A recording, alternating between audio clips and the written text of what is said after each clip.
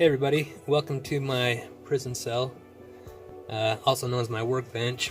I was going to do a video on, for the Spektrum guys that want to use Crossfire with their Spektrum transmitter. So I'm going to try to make this video really short and sweet, to the point, video that I wish I would have come across. I had to get my information from a whole bunch of, piece it together from different YouTube channels. A couple of guys helped me out quite a bit, Wiggan RC, and I'll put his channel in the description below, and HipoxiK, and I will put the video that I watched of his in the description as well. In between the couple of videos and this video, maybe you can get it figured out on your own. So the way I'm going to show you this is the Crossfire plugging into the trainer port. So do be aware that it's going to be running PPM, which is a higher latency. It's definitely flyable, but I wouldn't recommend it for racing, but it's fine for freestyle. I have a couple of videos up where I'm using this setup. It's totally flyable, but I did notice a lot of latency coming from the Spektrum protocol. So just be aware of that, and we'll try to make this short and sweet. Alright, so here we go. I pulled my DX6i out. I have it working on that. It's an old radio, and I'll show you how to get it working on the DX8. So I'm going to show you two cables here. This one came with my Crossfire, the full module. You have to be using the micro, won't work on this for either one of them. So on the inside there's some little white tabs you can lift up, and you can depin this, which is what I did, or you can cut this wire and just solder it back around. When this came, I'll show you this. This is the other. I bought this one separate, same cable, but this one has 3 wires. This one here, it's the same cable though. It has a audio jack on the back of it. Goes into the trainer port. So to get the DX6i working, I left this cable the way it came from TBS. To get it working on the DX8, I had to switch the wires. So what I would do is plug it in first and see if you need to switch the wires before you switch the wires. Alright, so the way you get this working is you have to run external power to get this working on these radios. DX8, I just put some Velcro to hold the Crossfire and some Velcro on the bottom to hold the battery. When I'm out in the field, I'm using a 2000 milliamp 2S. It gets me 4 or 5 hours flight time, no problem. So we'll do the DX6i first. So you're going to want to plug this one into the RC input. That.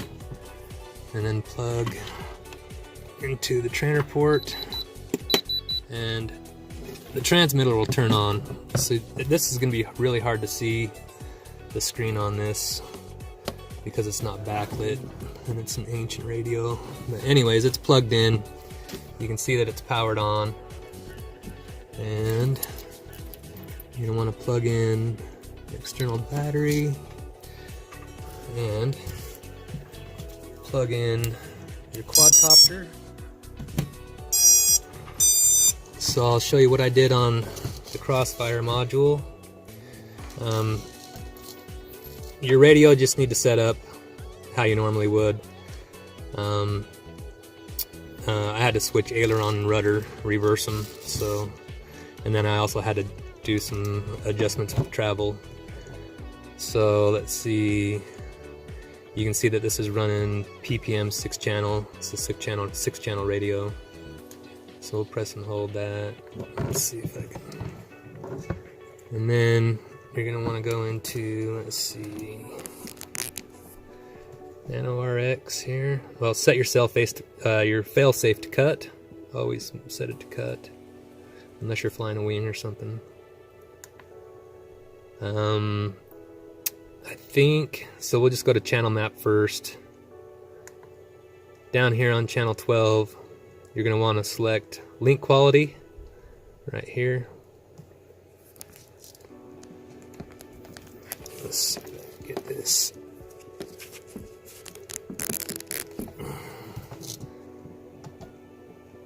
Okay, link quality, you can see that. And then you're gonna go back. Mode, 12 channel mode. Telemetry on, oops. 12 channel, telemetry on. Failsafe is set to cut. And that should be fine. Let's see if there's anything in general here. I usually run about 100 milliwatt. I have it set at 10 here just for on the bench. Haven't messed with dynamic power yet. I usually just run 100 milliwatt or 500 if I'm going to be out there a little bit farther out. So that's it for the Crossfire settings. So here's some Betaflight settings you have to adjust. In the ports, you're gonna have already done this if you have a Crossfire receiver installed. Mine's on UR6. So in config, you need to change a couple of things in here. Turn on telemetry. Don't turn on RSSI. Leave that off. You'll have to select serial-based receiver, and then the CRSF protocol, telemetry, save and reboot. And then we're gonna go to receiver. Over here in RSSI, select channel 8.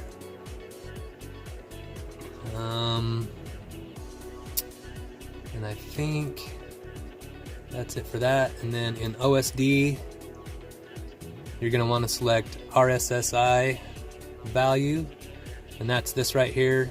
I usually have it up in this top corner, but I pulled it down here so we can see it right in the center of the screen when I show you that link quality is working. And then post-flight, I usually put min RSSI, so when I disarm, it'll show me what my minimum RSSI was, and it's actually link quality. The way I'm showing you how to set this up. So let's do that.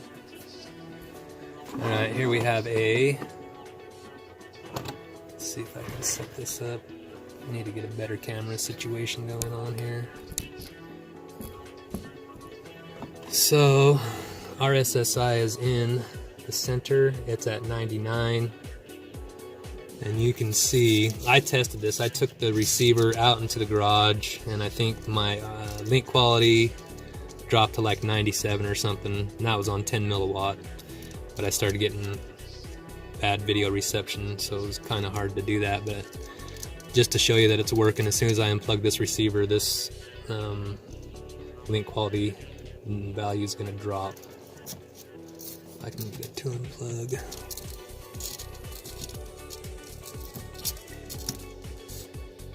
And there you go, it dropped all the way to 11. So that's how you do that. And I'll run down some stuff on the DX8 real quick. Alright, so again, here's the two cables. This is the one I have to use for the DX6i, which is the way this comes. So if you do have to swap a cable like this, it's just a black and white wire. This is stock, and this is the one that came with it that I've already switched around. It just doesn't have the red wire in the center. And I did strip this coating down a little bit, because it seemed like when I was plugging it in, it was starting to bend these wires. You can see this one's getting a little bit bent. You'll have to watch that. You might buy an extra cable or two just in case. The more you turn this thing and plug it in and unplug it, those wires are going to get a little bit weak and could break. So anyways, RC input again, and then I'll plug this in real quick. You don't have to change any settings. The settings are all the same. That goes into the trainer port. Transmitter turns on. Just make sure you have it on the mini quad that you want to be flying. we'll turn this on, and there's going to be a little bit of difference here. So now the Crossfire is saying ppm 8 channel. There. All the settings are the same in here, and all the settings in Betaflight are the same. So that's basically it. May or may not have to switch those wires around, and just follow all the other settings, and you'll be able to fly to the moon. Thanks for watching, guys.